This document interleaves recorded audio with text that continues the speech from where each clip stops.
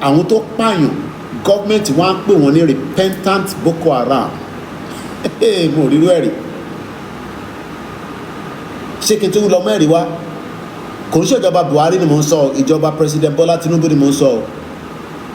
This government has also approved and accepted that ẹni tó ti fi Quran swear pé òun ní pààyàn mọ́ kó máa fún lówó oṣù ká dẹ̀ fi sílẹ̀ kó máa lọ gbé láàrin aráàlú. That is where we find ourselves in Nigeria today. For how long do you think all this can continue? When Tinubu is in government, wọ́n dẹ̀ ṣì ń release àwọn repentant, àwọn tó jẹ́ pààyàn-pààyàn, wọ́n ní kó lọ repent ni wọ́n fi wọ́n lẹ̀. Tí Tinubu bá wá lọ, kí ló máa ṣẹlẹ̀? Ṣé kí n mú evidence ẹ̀ jáde? Repentant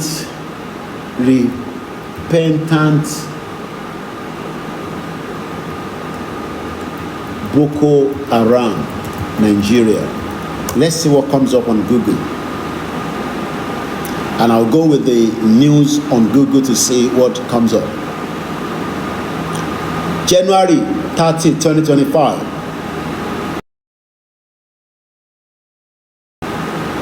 Headline, Daily Trust. 5,000 repentant Boko Haram fighters reunited with their families.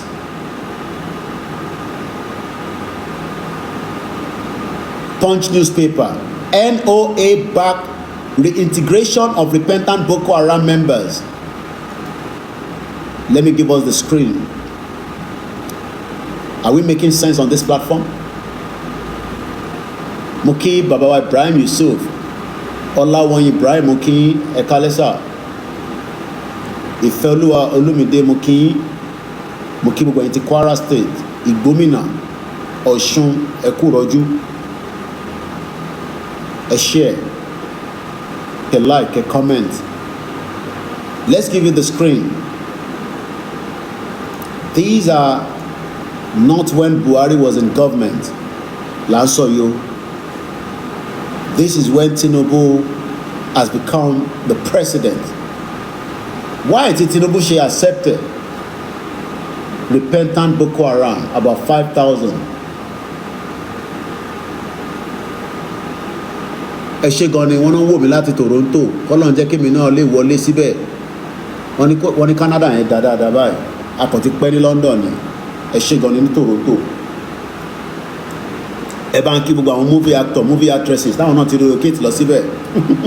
Olúkálùkù ń jápa díẹ̀díẹ̀.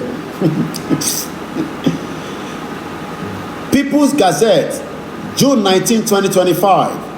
Borno received over 300,000 repentant Boko Haram members and families in the 4 years. Governor Zulum. Ẹ̀rìbìṣẹ́ rẹ́rìn, ó fọ́ ní àbí.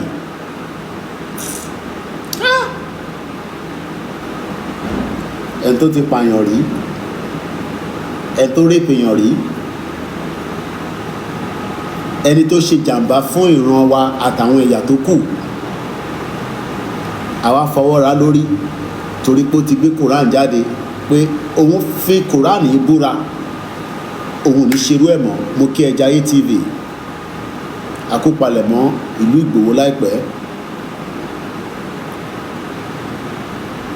Ṣé ó make sense ṣá? No, ṣé ó make sense sẹ́yìn? Single bullet lọ́nà fi pààyàn kan ní London. Wọ́n dẹ̀ ti sentence èèyàn mẹ́fà sí over 167 years in the prison. Mo kí ẹ TJ bàbá. Mo lè ka comment yẹn dáadáa ni mo mọ̀ bí àìná yẹn ló ti bá dẹ̀ paná yẹn ní rí mi dáadáa. Ok, ó dark náà ni. Mo lè rí comment TikTok yẹn dáadáa. The capital of Africa, Nigeria, mo read the other part yẹn dáadáa. Do you see the reason why we need to leave Nigeria and exit and dissolve this union? Daily Trust or Daily Post again. This is May 4, 2025. Reintegrating repentant Boko Haram fighters is vital for national security, Nigerian government. mo kí bàbá wa Adéoyè Mukaila Alabi ẹ jẹ́ ká ka ilé May 4 lélẹ́yìí o. Tinubu is the president. When Tinubu leaves the government, ọmọ àwọn Boko Haram yìí wọ́n máa tún gbé aṣọ sí wọn. A mọ̀ pé àwọn kan ti join military. Bí a Tinubu ló ní no ẹ má ti jẹ́ kó join military ní síbi àtẹ̀mí bá lọ, but for now ẹ ṣáà torí ní tèmi fẹ́ dìbò mo need election 2027 ẹ ṣáà jẹ́ ká máa wò wọ́n ràn.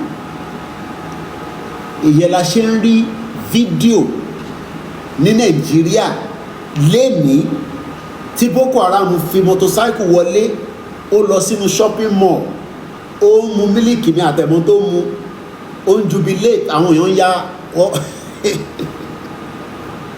ọmọ àwọn náà ti gba country tí wọ́n tó ti lọ àwa la kàn ń ṣe táàmù tí ẹ ká ṣe ni north ti kúrò ní Nàìjíríà àbẹ́mi nìkan mo rí fídíò yẹn ó wà lọ́wọ́ ẹni bá lọ sórí àrólé 1010 ẹ lè rí fídíò yẹn wò bẹ́ẹ̀ wọ́n gbé motorcycle àmọ́ bí tọ́ bí ánú gbólọ́gbà ògbé wọlé ni o bí ánú community kan lọ ti jáde ni o so that means pé àwọn ò sí lára Nàìjíríà mọ́ gbogbo pété mọ̀ rí yẹn àwọn ò sí lára Nàìjíríà mọ́ because AK-47 ló ń gbé káàkiri ọlọ́pàá ò dá dúró báwọn ọmọ tiwa bá gbé oògùn sára lásán ọlọ́pàá máa béèrè pé kí ló ń fògùn ṣe bí bàbá tó ń lọ pa ẹtù tó bá gbé onígẹ̀ kan ti máa ń wò ó máa ń tẹ̀lé àwọn hunters káàkiri mo láìkì gẹ́ọ̀ náà báyìí blog ẹ̀ nìyẹn gbogbo àwọn hunters Yorùbá máa ń tẹ̀lé wọn wọnú tó ti bá ń pẹ̀ tù bá máa wọ àwọn ọ̀bọ̀n tó fi ń pẹ̀ tù yẹn ó yá lélelélelélé ó ti gbàgbẹ́ yẹn ó ti gbàgbẹ́ yẹn ó égigigigi ìgbàgbàgbà tọ́lọ́pàá bá kárùbọ̀n yẹn mọ́ àwọn èèyàn lọ́wọ́ á fi wọ́n jẹun á gbowó lọ́wọ́ wọn bàbá mi Ọlárẹ̀wájú ní Nigeria is gone already. No, how many people have seen that video tí mò ń sọ yìí? I'm not gonna show the video. How many people ló ti rí video tí mò ń sọ yìí rẹ̀? Tí àwọn Boko Haram fi ọ̀kadà wọnú community yẹn wọ́n dẹ̀ bá wọn ya selfie ìkan tí wọnú ṣó lọ ra fóònù ló lọ rà nínú ṣọ́ọ̀pù yẹn nítorí mo ń try láti wo kí ló ń rà nínú ṣọ́ọ̀pù ọmọ Nàìjíríà na drama.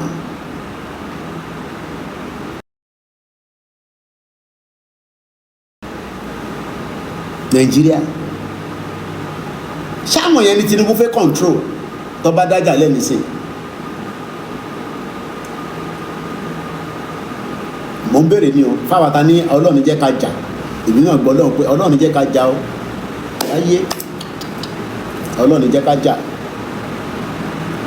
but àwọn tá à ń rí yẹn àwọn yẹn náà dẹ̀ làwọn kan tún wọ́n manage tó mú wọn ẹ̀ tí wọ́n kó wọn padà wá síta ẹ wá fi wọ́n hàn ẹ wá ń ṣe fídíò àti rí wọn mú o ẹ wá àwọn tó ń yẹ wá lẹ́nu ẹ wá kó wọn fọ́lọ́pàá ṣé ọlọ́pàá níbi tó fẹ́ kó wọn sí ni ìbí ọkọ̀ máa sọ fọ́lọ́pàá pé máa kó wọn bọ̀ l'Ábújá ó tán bam.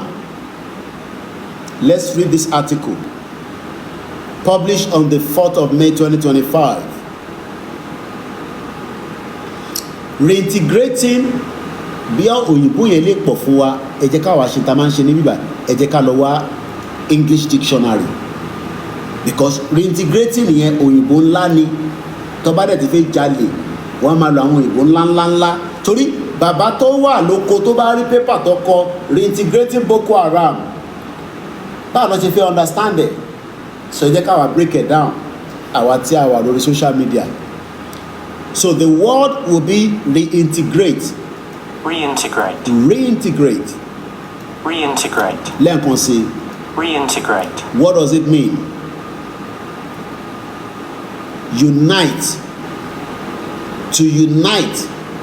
Opposite are reconcile or integrated on a high level. But èyí tí ó lè jẹ́ kó yé yín púpọ̀ jù ní kíákíá reintegrate someone back into the society. So ní gbogbo bí tí wàhálà Nàìjíríà délé ní àwọn tí Tinubu tó lè reintegrate padà òun ni Boko Haram. Ẹ wá ń sọ fáwa nísìn pé olóyè tó kìí ṣe ẹlẹ́wọ̀n tó kìí ṣe terrorist tí kò pààyàn tí kò ṣẹ̀ kó má dá padà sílùú ẹ̀. ọ̀rọ̀ yẹn ó rùn létí náà, ó rùn létí fáwọn tó wà against it. Now, what is another word for reintegrating? Reunify, rejoin, bring together, come together, unite, patch up, join.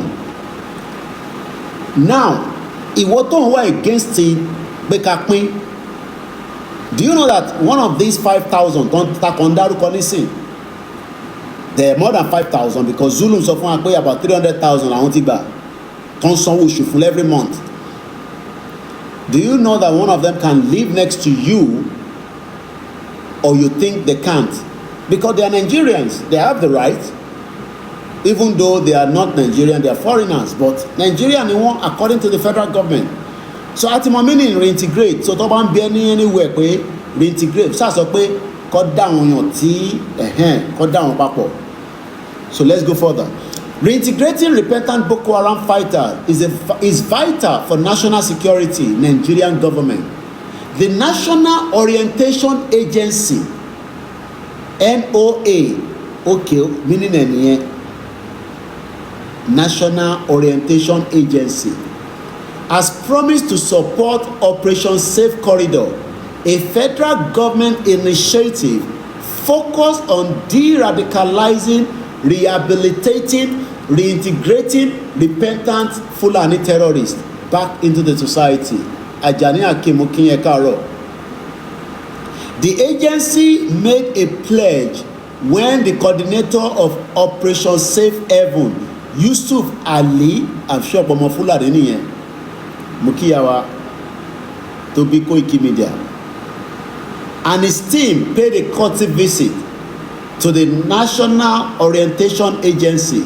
So àwọn tó ń de-radicalize, àwọn lọ sọ́dọ̀ àwọn tó National Orientation Agency, wọ́n ní ìdòwò, ẹ ràn wá lọ́wọ́, ẹ fún wa lówó. Nigeria is a drama country. O lè gbọ́ gbogbo analysis báyìí lórí China's television, lórí TVC, lórí Arise. NOA Director Lanre Isa Onilu ọmọ Yorùbá, while receiving the delegation, acknowledged what he called widespread misinformation about his own organization, no, about this Operation Safe Corridor. Lanre ọmọ Yorùbá ń sọ fún Koiki Media pé Koiki gbẹ́nu lọ, kí ni ìwọ mọ̀ tó fẹ́ máa ṣé ìwọ mọ̀ pé tá a bá de-radicalize terrorist wọ́n lè gbé láàrin yín náà, òbí wá kọ̀ gbé lẹ́gbẹ̀lẹ́ dádì ẹ̀ níjẹ̀bọ́dé àbí lẹ́gbẹ̀lẹ́ tiẹ̀ ní Mushin, ìwọ diaspora tó kọ́lé, the radicalized terrorists can live next to you. Ṣé kí fún ilé evidence ẹ̀yọ kan kárí? Evidence wà. Ní pẹ́ lórí ètò yìí ó kù 30 minutes ẹ má lọ. Kí ló ṣẹlẹ̀ ní Ìbàdàn, ní Bódìjà, bomb blast. Àwọn tọ́rọ ń gbé nínú ilé yẹn,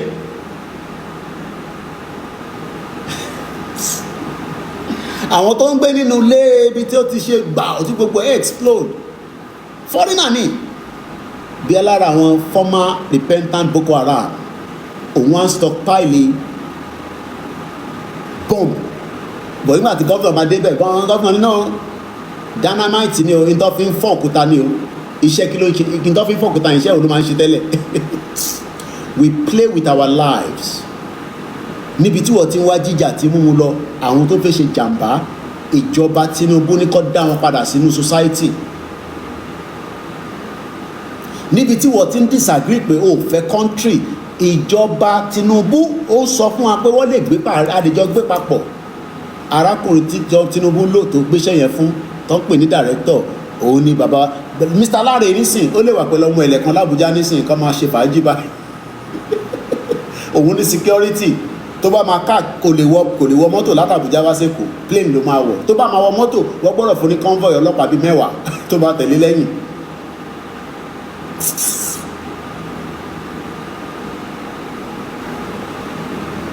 This is Tinubu's government. Ṣé lè possible tá a bá ní country tiwa? ká wá sọ pé ní gbogbo tó wà ló tó kàn wá o ẹni tó ti pààyàn rí tó jẹ́ terrorist àwa repentant wọn àní kọ́ má bínú àfọwọ́pa wọn lórí. Ṣé bí Britain ṣe ń ṣe nìyẹn? Ṣé bí Amẹ́ríkà ṣe ń ṣe nìyẹn? Amẹ́ríkà tó kọ́ àwọn èèyàn sí Guantanamo Bay tó níjọ́ kí Trump ṣẹ̀tún ní kíní kan ló wà ẹ̀ǹtẹ̀ wá lamẹ́ríkà fún mi lórúkọ ẹ̀ kí n sáré Google ẹ̀ jáde mo rántí orúkọ ẹ̀ mi ó dà nǹkan ti lo prison yẹn tipẹ́tipẹ́. Trump ní kọ́ lọ sí ẹ tí crocodile bá máa jẹ́ ní wọn tó kẹ́ jù sínú omi pé crocodile jẹ́ kó máa bá tiẹ̀ lọ. Gbogbo kàtẹ́ tó ń yọwọ́ lẹ́nu tó jẹ́ káwọn ọmọ wọn gbádùn ayé àwọn ọmọ wọn tó fẹ́ wọ pátá tó fẹ́ wọ bra tó fẹ́ máa ṣe fàájì káàkiri. Wọ́n ní Indianapolis pèsè Indianapolis lọ ní prison náà wà. Trump ní kọ́ lọ sí prison yẹn ní kíákíá wéréwéré ká má sọ gbogbo àwọn kàtẹ́ tó ń yọ wọ́n lẹ́nu táwọn ọmọ tí wọ́n tó fẹ́ pa wọ́n tó fẹ́ jẹ́ tó fẹ́ sọ wọ́n di drug addict láti Mexico ó ní kọ́ lọ sí prison yẹn ó ní ìlú tó àwọn bá ní àwọn tó bá mọ́ ọmọ yín tó náà ń gbé wọn bọ̀ níbẹ̀ tó ò bá jẹ́ kí plane yẹn land Amẹ́ríkà ò ní bẹ́ẹ̀ ṣòwò. Tinubu wa ní bàbá wa òun wa ní wọ́n ní ti àwọn tó wà lamẹ́ríkà wọ́n ní ti is already open okay bàbá mi trace àwọn sí lamẹ́ríkà but wọ́n ní ti is already open. Ibi tí a bá ọ̀rọ̀ Nàìjíríà dé nìyẹn. Now ẹ wo bàbá tó à ń sọ ìlànà ìrísìn ó dé fìlà bí Fúlàní kò ń ṣe Fúlàní Yorùbá ni o àfi tó bá yẹ pé ẹ̀jẹ̀ Fúlàní ló wà lára ẹ̀. Let's go back to Zulum. Màá fi ti deputy yẹn màá fi parí program yẹn. Ẹ jẹ́ ká padà sọ ntí Zulum náà sọ ní People's Gazette ní June ọdún yìí ni o gbogbo tí mo ṣe sọ ọdún yìí ni o in case tó bá rò pé bóyá last year ni tẹ́ bá lọ sórí YouTube ẹ tẹ́ wà ní Instagram àti TikTok ẹ rí ó wà bẹ́ẹ̀ àwọn tó wà lórí TikTok orí Facebook wọ́n rí báyìí bí ṣe ń bá yín sọ̀rọ̀. Kí ni People's Gazette sọ? Borno State received over 300,000 Boko Haram members families in 4 years. Ní ọdún mẹ́rin nínú ọdún mẹ́rin yẹn ìjọba Buhari wà níbẹ̀ ìjọba Tinubu náà ti wà nínú ẹ̀. Mr. Zulum said the non-kinetic measures taken to combat insecurity in the state had also been very productive. Kí lẹ expect kí Fúlàní sọ tẹ́lẹ̀? Governor Babagana Zulum of Borno State says that the state has received no fewer than 300,000 repentant Boko Haram terrorists alongside their family from 2021 till date. That is the country you want to live in. And you think that you can sustain and live in it peacefully. Since the last 3 years to 4 years till date, we have received nothing fewer than 300,000 repentant Boko Haram members and their families, Mr. Zulum said in an interview aired on the News Central on Thursday. That is a very huge success. This, alongside other kinetic measures, has drastically reduced insurgency. Mr. Zulum said despite a series of attacks on the military bases and communities in Borno by Boko Haram terrorists, Mr. Zulum said the non-kinetic measures taken to combat insecurity in the state had also been very productive, acknowledged the support from the army. That is Nigeria. Kọ́lọ̀ fọ́run kẹ́ ẹ̀gbọ́n wa brother wa Kẹ́hìndé Tolúwaláṣẹ tó jẹ́ diaspora, but unfortunately he got caught up in the death of the explosion. Kẹ́hìndé Tolúwaláṣẹ was a victim of a tragic explosion in Bodija, Ibadan on January 16, 2024. The explosion was caused by explosive device illegally stored by illegal miners in a residential house. Kẹ́hìndé Tolúwaláṣẹ was a victim of the disaster and had been holiday in London before the explosion. No, he was in Nigeria from Ghana, ended up in Ibadan and died. Only I met the wife and the children in London during the burial or I think a wake keeping lọ ṣe níjọ́ náà lọ́hùn kó tó di pé wọ́n sin picture lẹ́wọ̀ yìí ìmì àti grandma ṣì máa ń sọ̀rọ̀ ní UK bóyá ni governor Ṣèyí Mákindé bí ṣe máa ń sọ bóyá ló ṣì máa pè yá ẹ̀ till date. He came for holiday from London rather. The entire staff and management of Mugba Radio TV UK and Nigeria send condolences to the Tolu Alashe family. May soul continue to rest in peace, and the others that got caught up in this very evil act. That is the Nigeria that many of you are dreaming of. So, going back to the 6 people that were sentenced, because we have about 32 minutes. These 6 individuals, it was a painstaking investigation, but the London Metropolitan Police wanted justice for the victim parents. Ìyá ọmọ tó kú àtàwọn mọ̀lẹ́bí ẹ̀. Tí táwọn bá tẹ̀lé gbá ẹni tó ti kú tó bá lè dá padà. Ká tẹ̀rí justice fún.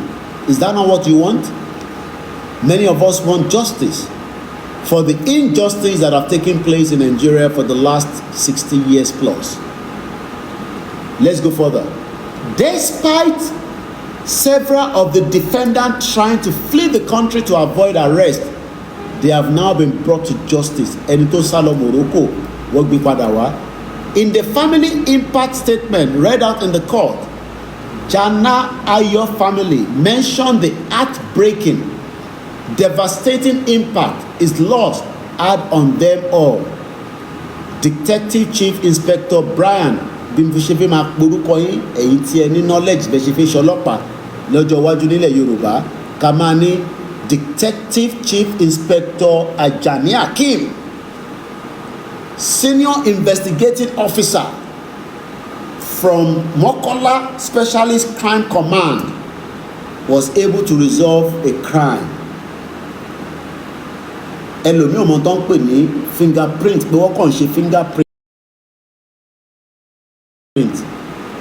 Gbogbo crime tó ń ṣẹlẹ̀ nílẹ̀ Yorùbá lè ní nísìn kò wà documented fingerprint. Gbogbo ẹ̀ pátá ló máa níyànjú. That is what you are missing. You are missing the reality of a life that you should live in for many years. Títí dẹ́ fi dàgbà dóyè. Government of Nigeria is not meant for us. Let's dissolve the union so that we can have a better life. Our thoughts are with the Jana Ayos family, who have all been deeply affected by the senseless violence that night. His family attended each day of the trial, listening to every harrowing detail of the traumatic event of the night. Do you know how many Yoruba people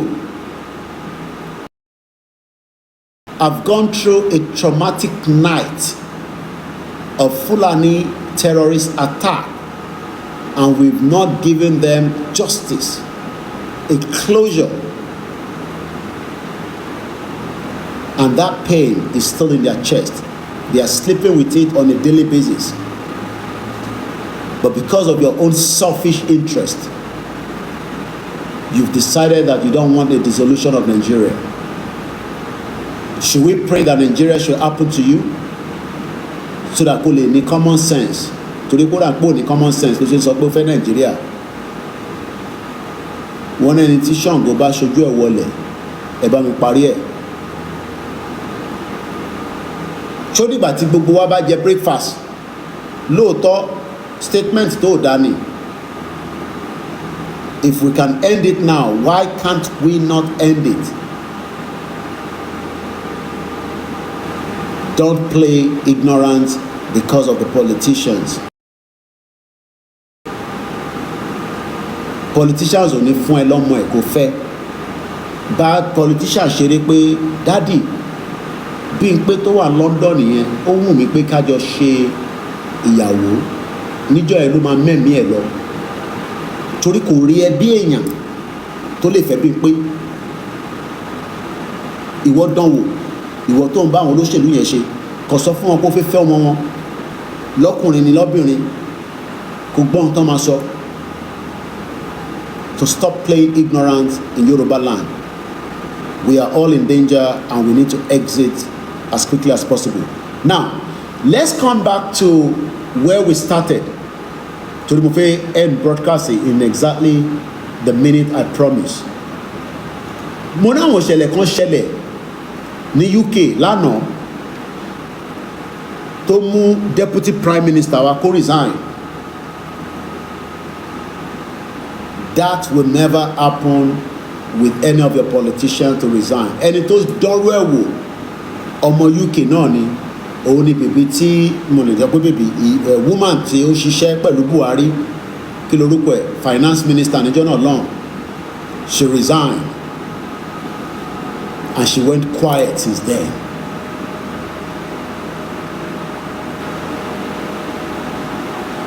The UK Deputy Prime Minister resigned over property tax.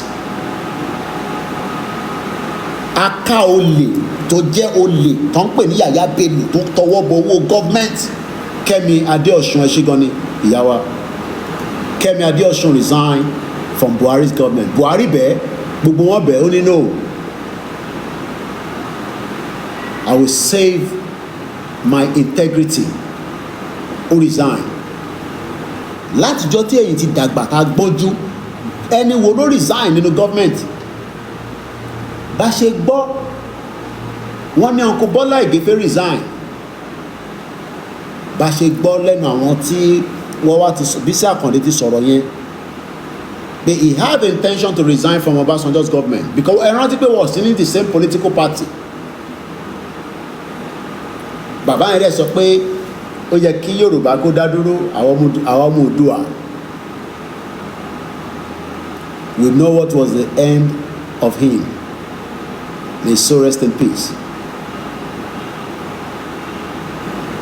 You are dealing with many demons in Nigeria. Don't pè láwọn olóṣèlú. So let's look into kí ló lè fà á kí odindi deputy prime minister tí kò plan tẹ́lẹ̀ kó dẹ̀ tender resignation ẹ̀ kí ló fà á ṣó lè possible ní local government ẹ ní state ẹ ní senator ẹ ẹlòmíì ò tẹ mọ senator ẹ ẹlòmíì ò mọ house of representative ẹ. The UK deputy prime minister Angela Rayner has resigned after an independent inquiry found she did not meet ethical standard over a recent home purchase. Ó kọ̀ ra lé, òun lówó ra lé, kò wá san tax.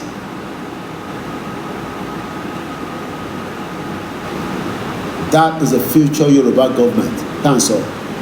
So ìwọ tó ń béèrè pé kí ni ìdí tá a ṣe fẹ́ gba country ìdí kan lélẹ̀ so that we can hold those politicians accountable in the future Yoruba government. Even for the smallest crime. What is the meaning of the word ethical? Àkọ́kọ́ gbọ́dọ̀ lọ break it down. Ká mọ meaning ẹ̀. The word tá bá sọ pé ethical. Ethical. Ethical. Kí ló ń pè bẹ́ẹ̀? Do you think that all your politicians will ever put themselves wọ́n ní ó jẹ́ ká mọ̀ according to the ICP yìí ṣe ICPC èlò ni governor ní as an individual kó tó di governor adẹ̀fẹ́ mọ́ èlò ló ní nígbà tó bá ṣe tán. She didn't pay enough because she was advised wrongly. Wọ́n ní wọ́n advised her wrongly, but that made her to resign. The word ethical relating to moral principles of the branches of knowledge dealing with these, legally available only on doctor prescription. Àìmọye ẹ̀yin tí ẹ̀ ń lo àgbo ẹ̀ ń lo overdose ó dá lóòótọ́ but overdose lẹ́mu ẹ̀ tí wọ́n fi pọ̀ mọ́ alátalẹ̀ lórí ọlọ́mọ àìkó ba kidney yín jẹ́ tẹ́ bá wá ní kidney problem àgbóyàn nílé solve ẹ̀ mọ́.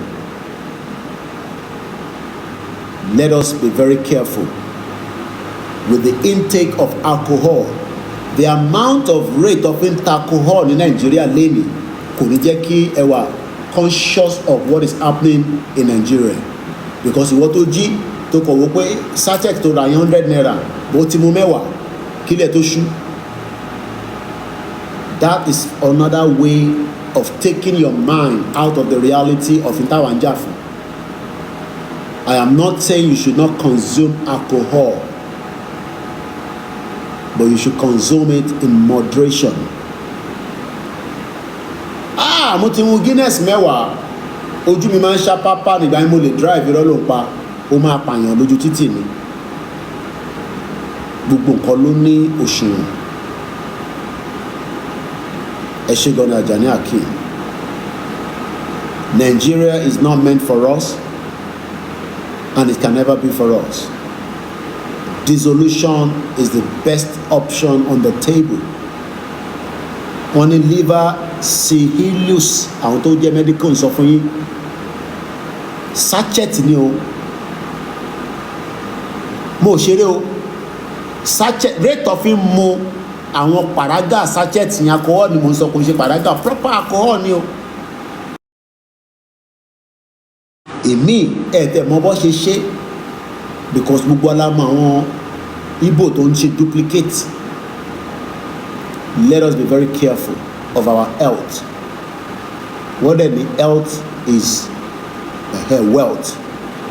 Let's go back quickly to the article. The UK Deputy Prime Minister Angela Rayner resigned Friday after an independent inquiry found that she did not meet the ethical standard required for government ministers over a recent home purchase. Tabanika wo ìjọba President Bola Ahmed Tinubu ethically, gbogbo wọn ló yẹ kó ti resign, including the President Tinubu himself. Health is wealth, bẹ́ẹ̀ ni. Tabanika gbé wọ̀ ní òṣùwọ̀n, gbogbo wọn pátá should have resigned. But it will never happen because it's Africa. Deputy Prime Minister admitted on Wednesday, ó sọ pé lóòótọ́, I did not pay enough tax on the purchase of an apartment in Wolf in England's South Coast earlier this summer. Said the report found that she acted in good faith, but she should have sought more specific tax advice. In good faith. And that's why she resigned, because kò lè put integrity. She had to resign. Only bó ṣe jẹ́ ká máa dúró nìyẹn, èmi Ọláyọmí, I take full responsibility for my error. Can President Bola Tinubu do the same thing? Can your governor do the same thing? Can any of your senators, your politicians? Only I take full responsibility for this error, she said in her resignation letter to the Prime Minister today, Keir Starmer. That means that the government had to reshuffle today. Rayner referred herself to the independent advisor on ministerial standard, Laurel Magnus, on Wednesday, who delivered this report to Starmer on Friday. Leano. In the UK, levies are charged on property purchases with higher charges due on more expensive homes and secondary residences. Reports have suggested that the Deputy Prime Minister saved about £40,000 by not paying the appropriate levy known as stamp duty. It's a lot of money. Tara Lunaba did the same thing. Only consequences. She has decided to take the consequences and resign her position. This will never happen in Nigeria, and it's not going to happen any 20 minutes. And I hope many of us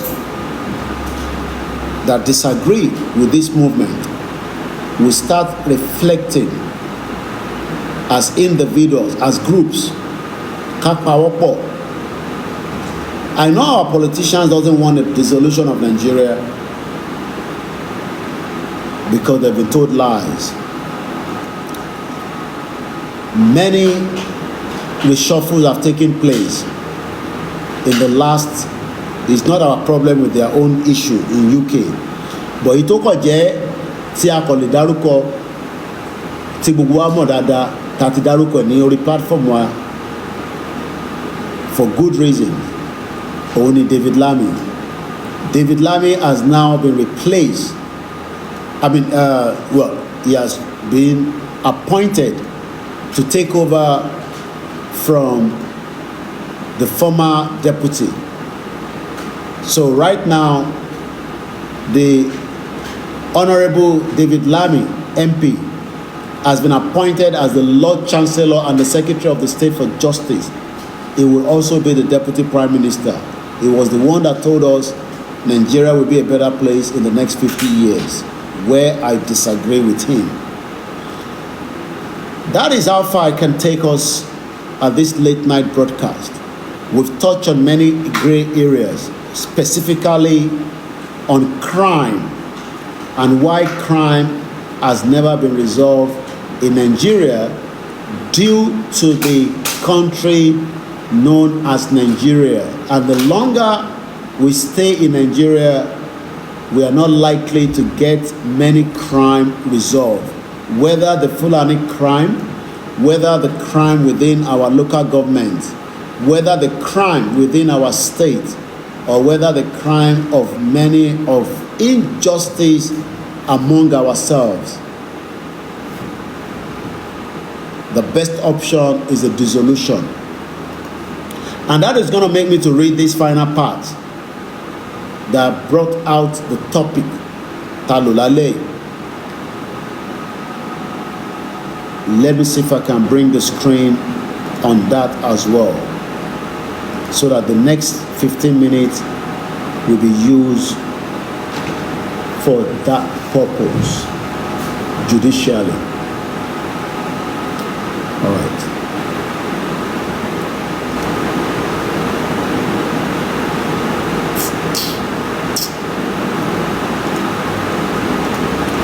So that is coming up on the screen there, as you can all see. Ẹ jẹ́ ká kà kíákíá, ẹ jẹ́ n yọ mo kí brother wa Ajani Akin, mo kí mo tẹ́ wà ní Libya.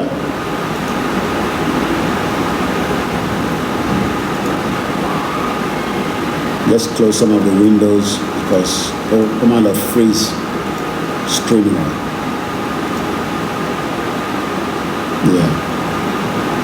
Yeah, push you okay, continue. Yeah, that's it there. So let's read it together quickly. Dissolution is the solution. It is time for us to exercise the power of sovereignty. Kí ló mean by that? Power pé tàbá ní Yorùbá government wa ní àárọ̀ yìí, wọ́n lè pàṣẹ pé ká ti border yẹn pa torí I believe pé àwọn kan wọlé láti bẹ̀, ká reinforce security sí gbogbo borders wa, but the Nigeria today failed to help us to do so, and that is why all our borders have become porous, where insecurity has become a big problem. But we have wasted and sold under the guise of superior elections over the years. Election kan ló tún bọ̀ nísìn. These are elections that have taken place since 1999 till date. Don't tell me Rome was not built in one day, because that argument does not fit in. In Nigeria today is the reason why we've had a lot of insecurity across the southwest part. Don't pè nílẹ̀ Yorùbá. As Ango Abdullahi said in a summary in his various write-up, this amalgamation isn't working. Therefore, it has to be dissolved. But who would have that?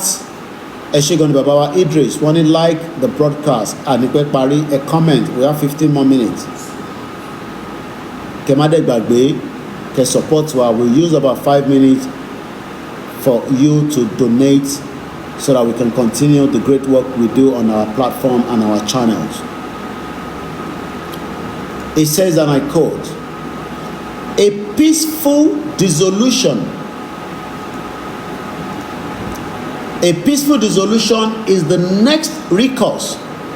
This imperfectly amalgamated Yoruba group of kingdoms, the Caliphate, the Emirate, nations, the Igbo Republican state, and the other smaller nations have gone through continuous bloodletting.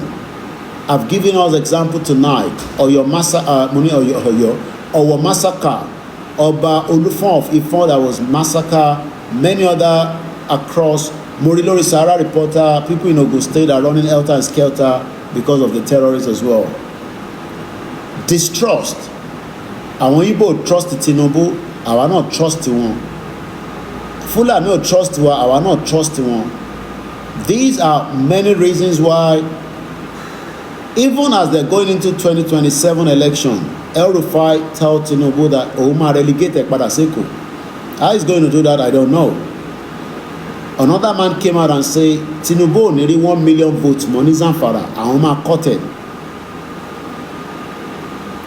A false pretense at unity. We are not united. And the next verse says, and I quote, "What unity? We have all in various degrees suffered. Nothing binds us together, no common ancestral origin." Èdè wa kì í ṣe kankan náà.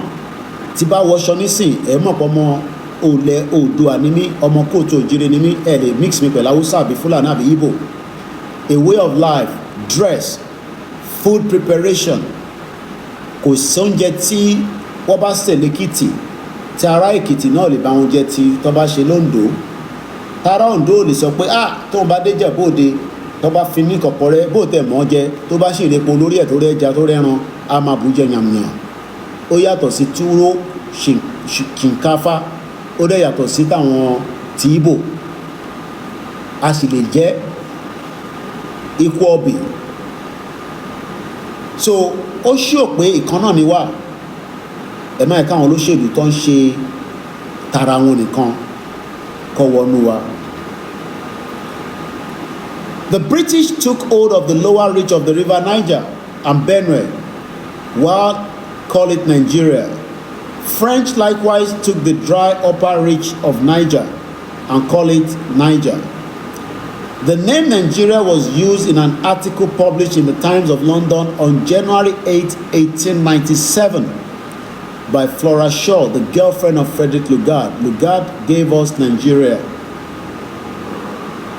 The name came in handy as this was towards the close of the diplomatic between Britain and France over their claim of territory. One jà lórí territory tó ń ṣe tiwọn. That's the reason why France were kicked out of Burkina Faso, and they've lost most of that part today.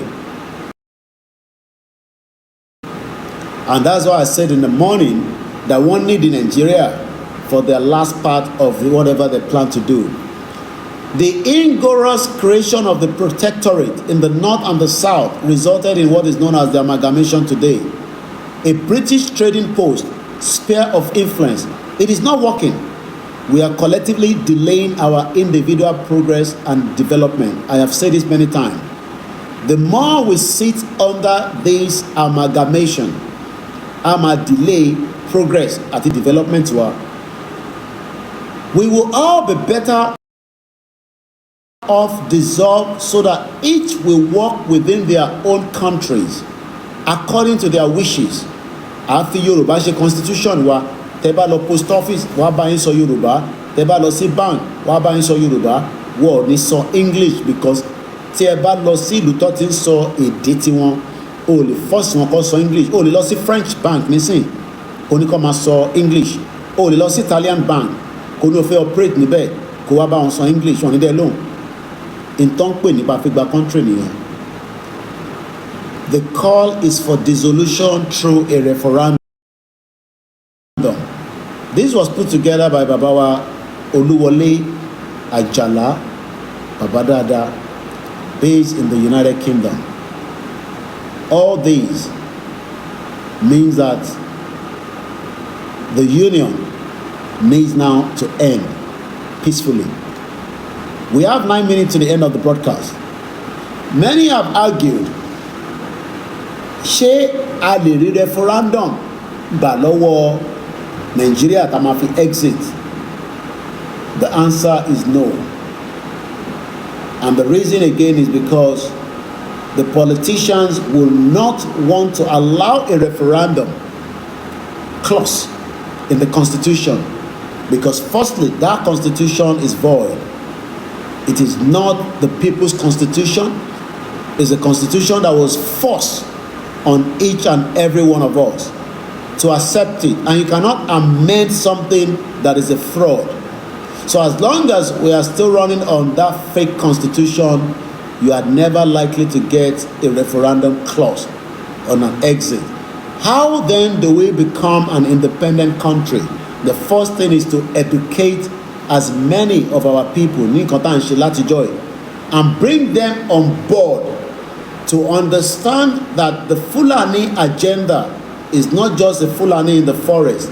Many of the agenda is also to cripple the Yoruba economy and destroy our own territory with their own products, either by bringing it through dubious way or by giving a monopoly to someone to operate and become very powerful in the southwest today. A lot of diplomacy can work, but we must prepare for all eventualities of an exit. If we refuse to fight to defend the borders and the eventualities that Tinubu goes for 2027 and it becomes where the Fulani refuse that result, we might end up back to what Buhari said: baboon and blood will flow. I hope a lot of us understand what that means. Tó bá yé yín, kẹ̀wẹ́ tó lè ṣàlàyé fún yín. I hope the message is clear on our late night vigil. You can now go to other choice of your late night vigil. Ẹ fẹ́ lọ wẹ́n tó ń play Nintendo game ni, àbẹ́ fẹ́ lọ sọ́dọ̀ àwọn tó ń ṣàdúrà ni, or you want to do some other things. But one thing on this platform is the Yoruba nation struggle is still an ongoing until a full declaration can be made. That has not been done yet. That means nobody will stop this, what we are doing today. We will continue until we are finally become an independent country. It's not going to come on a platter of gold, because freedom is not sold in any of the supermarket. But one thing is, ìjọ tí ẹrú bá ti mọ̀ pé ó jẹ́ kóhun gba òmìnira, á bọ́ kúrò nínú òmìnira náà. Nigeria failed, is a failed country. Every part of the world knows that Nigeria is a failed country, and all we can do is to allow this failed country to dissolve peacefully rather than go into gbas. Tinubu wants another tenure. The Fulani are telling him, you might want it, but you are likely not to get it. And that means there will be a divided vote in 2027. They will monitor their vote very well, because one, you read from Tinubu, if Tinubu tried to attempt to use the power he has right now from the INEC and rig the election of 2027, the Yoruba must prepare for an invasion of the Fulani in the southwest. And I hope you keep this video for a record purpose. And that means there will be a war. Koiki Media, bringing the world closer to your doorstep. As I leave us tonight, again, we pray that the gods of the Yoruba land will give us the strength to defend the land when that time comes, so that we do not lose many lives. Nobody wants a war, but the situation in Nigeria, as the former president Olusegun Obasanjo says, and quote, Nigeria is just sitting on a keg of gunpowder, waiting to be exploded.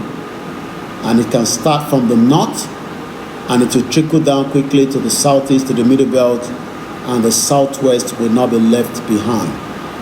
The foreigners will be evacuated as quickly as possible by their government, while we will be looking at the final resolution to dissolve the union after bloodbath.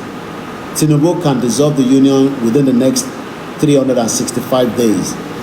If he doesn't do that, if you don't know the meaning of Yugoslavia when it was dissolved, I will advise you to go on YouTube, Google, and type in what led to Yugoslavia dissolution and what was the outcome.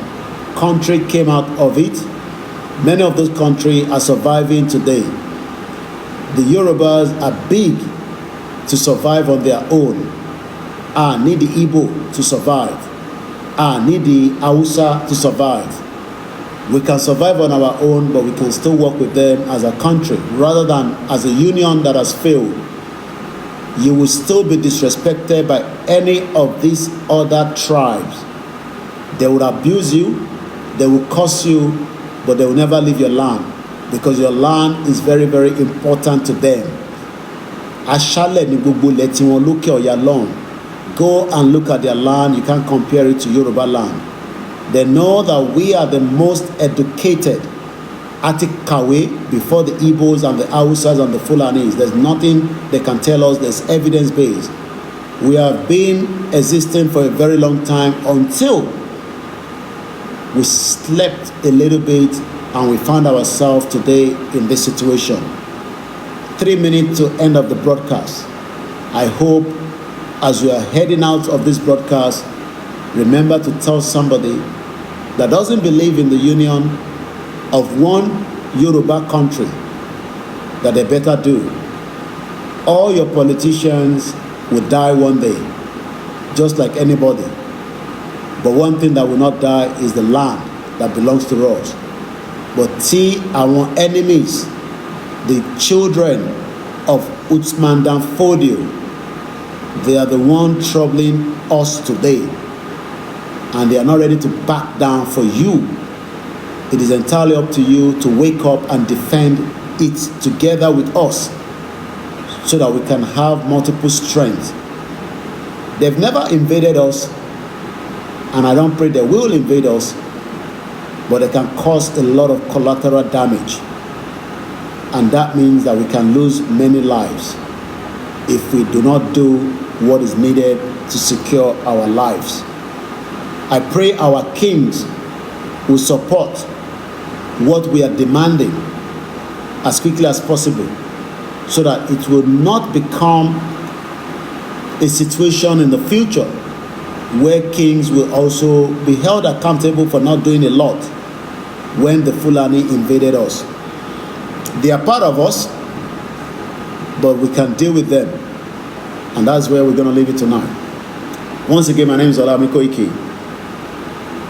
known as Koiki Media, bringing the world closer to your doorsteps. Do not be deceived by the politicians. Do not be deceived by the Western world. There is no amount of the resources in Nigeria today that will favor you as a Nigerian citizen. But when we have our own country, you would also receive support directly like the children of the United Kingdom are receiving on a weekly basis, which is called the benefit of a country. Healthcare, security, good road network, and your true identity.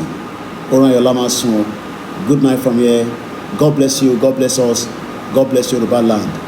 And on that note, till we meet another day, and to bawa ni ani de nígbà tá bá ti lọ èyí là ní dé bá àwa máa dé ni o èyí ni ani bá ọ̀rọ̀ la máa sùn.